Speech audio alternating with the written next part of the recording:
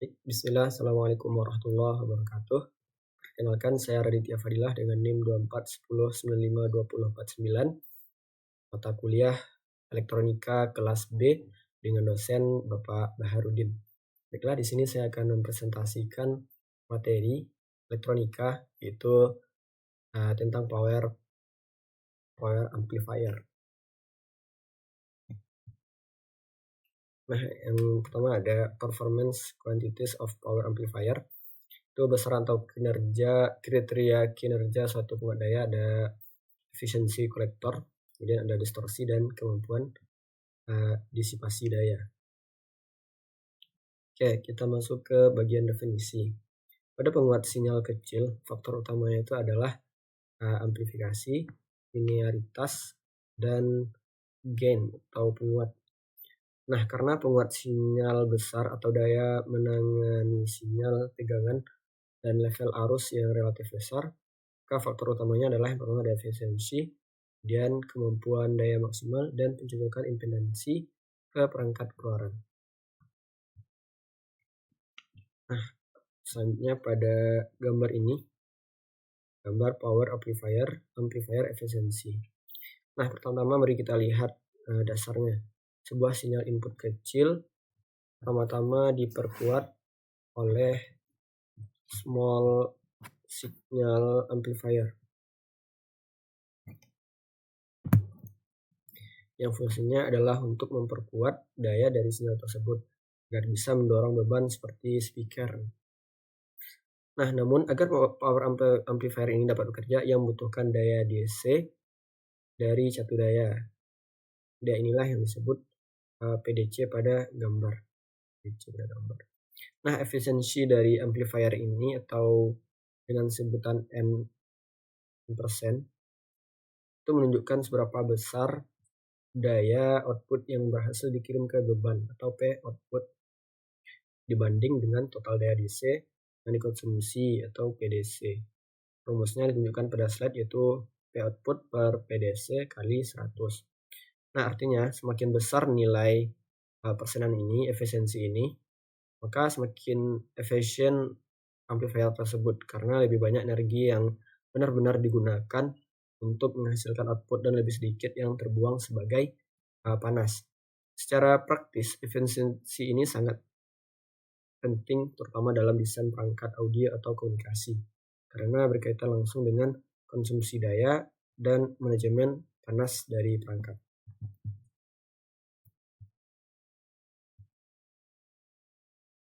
Nah, selanjutnya ada penguat daya diklasifikasikan menurut bentuk gelombang sinyal keluaran yang bervariasi selama satu siklus operasi untuk siklus penuh sinyal masukan. Untuk jenis penguat daya itu ada penguat daya kelas A, B, AB, C, dan D. Nah, untuk kelas A itu penguat menghantarkan melalui 360 derajat penuh dari input. Sinyal keluaran bervariasi selama satu siklus operasi untuk satu siklus lengkap sinyal masukan. Untuk titik key itu diatur atau dibias di dekat bagian tengah garis beban. Dengan demikian setidaknya setengah ayunan sinyal keluaran itu dapat bervariasi naik dan turun tanpa mencapai level saturasi atau batas. Nah, efisiensi dayanya sekitar 25 hingga 50%. Selanjutnya untuk karakteristik dari kelas B. Untuk kelas B ini penguat menghantarkan sinyal hingga 180 derajat dari input. Sinyal output hanya bervariasi pada setengah dari sinyal input. Titik key diatur atau bias pada titik batas. Efisiensi dayanya sekitar 78,5%. Nah, selanjutnya masuk ke kelas AB. Kelas AB ini merupakan kompromi antara penguat kelas A dan B, yang mana penguat menghantarkan atau ayunan sinyal keluaran terjadi antara 180 derajat dan 360 derajat. Titik key terletak pada level DC di atas 0 IB kelas B dan di atas tengah level VCC kelas A, yaitu di antara titik tengah dan titik potong. Untuk kelas C itu penguatnya menghantarkan kurang dari 180 dari masukan. Titik key bias di bawah 0, yaitu terletak di bawah level batas efisiensi dayanya sekitar 90%. Untuk kelas D itu ini adalah penguat yang bias, terutama untuk sinyal digital. Outputnya seperti sinyal pulsa yang menyala untuk interval pendek dan mati untuk interval yang lebih besar menggunakan teknik digital.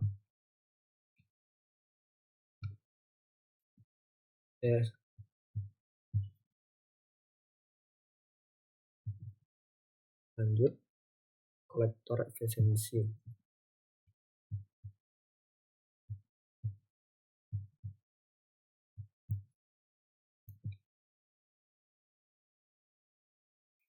Nah, untuk efisiensi kolektor ini, kriteria utamanya untuk penguat daya bukanlah perolehan daya, tetapi keluaran daya AC maksimum. Penguat mengubah daya DC dari satu daya menjadi keluaran daya AC. Oleh karena itu, efektivitas penguat daya diukur berdasarkan kemampuannya mengubah daya DC dari satu daya menjadi daya keluaran AC. Hal ini disebut efisiensi kolektor. Untuk efisiensi kolektor ini didefinisikan sebagai rasio daya keluaran terhadap daya sinyal 0 atau daya D yang disuplai oleh baterai. Nah, untuk ekspresi untuk efisiensi kolektor. Efisiensi penguat ini menunjukkan jumlah daya AC yang disalurkan atau ditransfer dari sumber. Efisiensi penguat dihitung menggunakan rumus seperti pada gambar. Kemudian daya yang masuk ke penguat disediakan oleh catu daya tanpa sinyal input.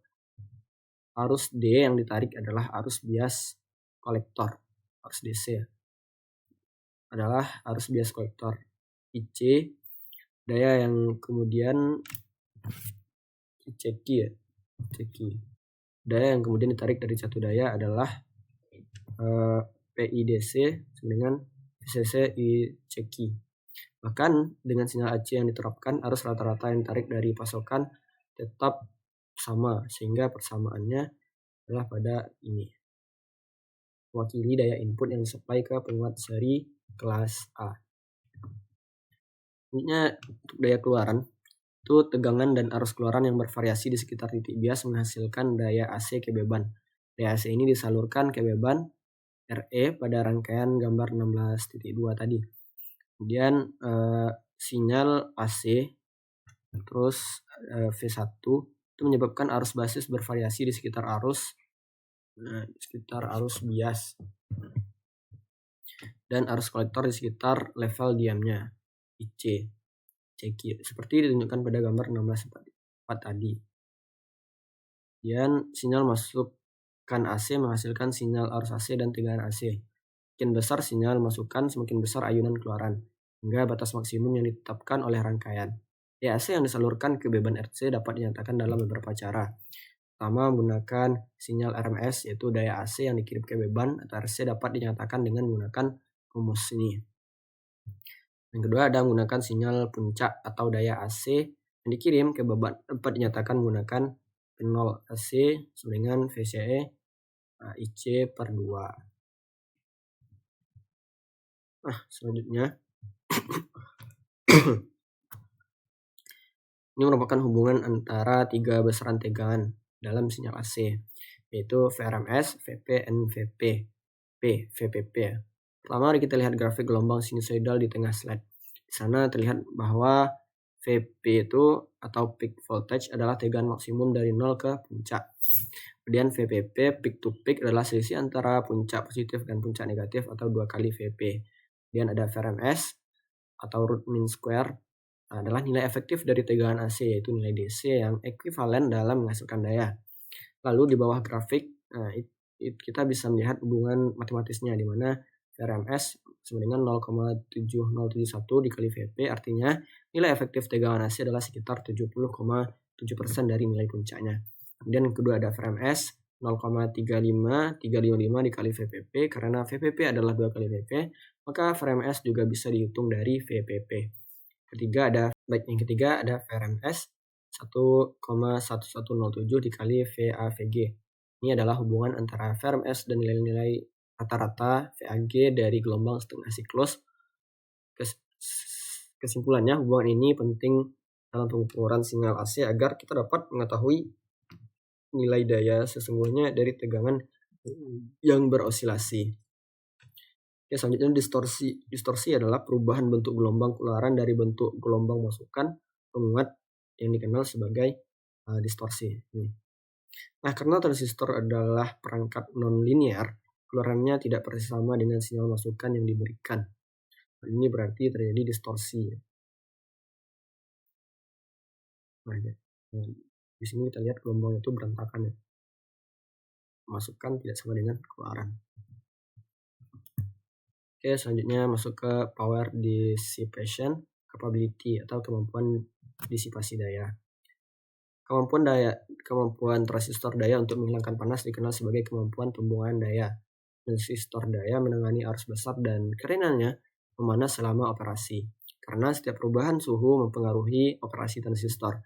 Transistor harus membuang panas ini ke lingkungan sekitarnya. Untuk mencapai hal ini, biasanya sebuah heatsink dipasang pada casing transistor daya. Luas permukaan yang lebih besar memungkinkan panas keluar dengan mudah dan menjaga suhu casing transistor dalam batas yang diizinkan.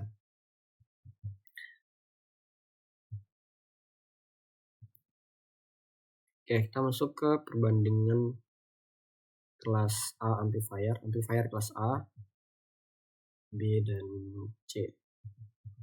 Nah, untuk yang A ini, amplifier kelas A ini terdiri dari beberapa komponen, yaitu seperti kapasitor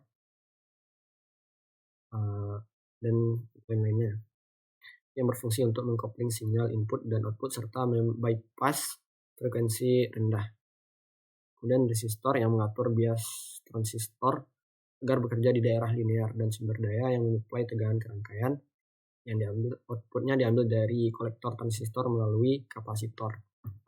Untuk prinsip kerjanya itu transistor pada amplifier ini selalu aktif bahkan ketika tidak ada sinyal input. Kemudian titik operasi atau key dipilih di tengah garis beban untuk memastikan sinyal output dapat berayun penuh tanpa terpotong. Hal ini menghasilkan reproduksi sinyal yang sangat akurat dengan distorsi harmonik rendah. Dan untuk amplifier kelas B itu menggunakan konfigurasi push-pull dengan 2 transistor, biasanya NPN dan PNP. Setiap transistor hanya menguatkan setengah siklus sinyal.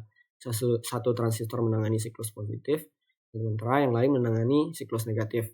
Untuk sumber daya atau VCC dan ground, 0 volt menyuplai tegangan ke rangkaian dengan output diambil dari titik pertemuan kedua transistor.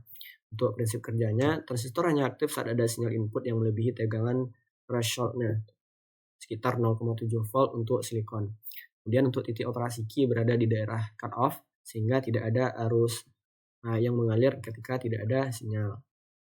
Nah, yang terakhir ada amplifier kelas AB. Amplifier kelas AB ini adalah kombinasi dari kelas A dan B. Rangkaian ini menggunakan dioda itu D1, D2, dan resistor R untuk memberikan bias kecil pada transistor, jaga mereka sedikit aktif bahkan saat tidak ada sinyal. Konfigurasi ini memastikan transisi yang lebih mulus antara transistor.